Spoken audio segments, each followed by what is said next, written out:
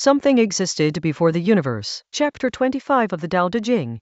The Dao De Jing, pronounced Dao De Jing, opens with that claim and builds from it, ending with one of the strangest and most precise ideas in the entire text. 有物混成 zian tan dai sheng, jai sai lao zai, du lai bu gai zhuzing er bu dai, kei wei chang xiao mu, wu bu zhai kai ming zai zhai yu dao, yang wei zhai ming yu da, dai yu shi yu yuan yu fan, gu dao da, tan da, dai da, wang yi da, yu zhang yu sai da, er wang ju kai yan, rain fa dai fa tan fa dao, dao fa ziran. There is something formless and complete, born before heaven and earth, silent, empty, standing alone, unchanging, moving through all things without cease. It can be called the mother of the world. I do not know its name. I call it the Tao, the way. Pressed to give it a name, I call it great. Great means it goes forth. Going forth means it reaches far. Reaching far means it returns. Therefore, the Tao is great, heaven is great, earth is great, the ruler is also great. In the realm there are four greats,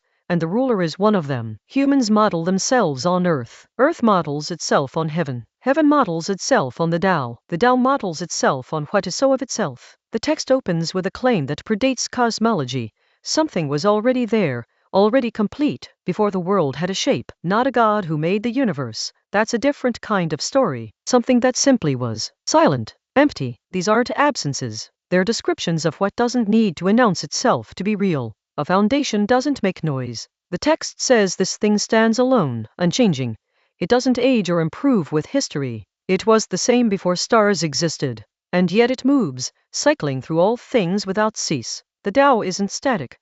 It's more like a current beneath everything. Rivers, seasons, births and deaths. None of those events break it. They're all expressions of it. It can be called the mother of the world. The choice of word matters. Not father, not creator, not architect, mother. Something from which things emerge already shaped, not things that have shape imposed from outside. Then comes the problem of naming. I do not know its name. This is philosophically exact, not modest. The Tao existed before language. To name something is to bound it, and this cannot be bounded. I call it Tao, the way, a label of convenience, like calling a color by a word when the eye sees more than the word holds. Press to name it. Great. And from there, a chain. Great means going forth. Going forth means reaching far. Reaching far means returning. This isn't decoration. It describes a real movement. What is genuinely great doesn't stay concentrated in one place. It expands outward and then comes back. Breath works this way. Seasons work this way. A river that only flows and never replenishes runs dry. There's something in this cycling, outward then back, that the text treats as inherent to anything that has genuine life. The four greats, Tao, heaven, earth, the ruler. In descending order of scale, the ruler is great, but only as one of four, and only because earth holds the ruler up, and heaven holds earth, and Tao holds heaven. This is a political claim folded inside a cosmological one. The ruler's authority is real but derivative. It comes from somewhere. It doesn't originate in itself. And then the hardest move in the chapter. Every greatness in the chain models something above it. Humans follow earth, earth follows heaven, heaven follows Tao. And then, Tao fa ziran. The Tao models itself on Ziran, pronounced Ziran. The word doesn't mean nature in the sense of forests and rivers. It means self-so, what is as it is by itself, without external cause. The Tao follows no higher principle. It simply is what it is. Ziran isn't something above the Tao. It's the Tao's own nature. This is where the chain stops, because it has to stop somewhere, and the text is honest about where that is.